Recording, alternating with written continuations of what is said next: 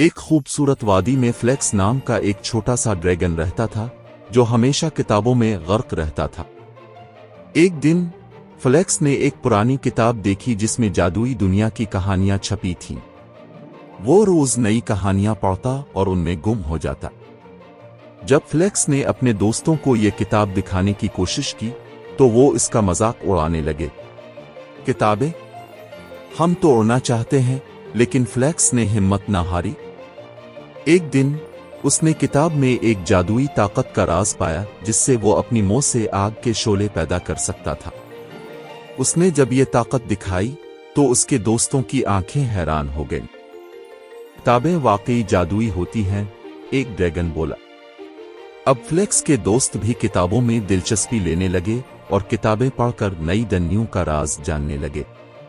और यूं छोटा सा ड्रैगन किताबों के जरिए अपने दोस्तों की दुनिया बदल गया।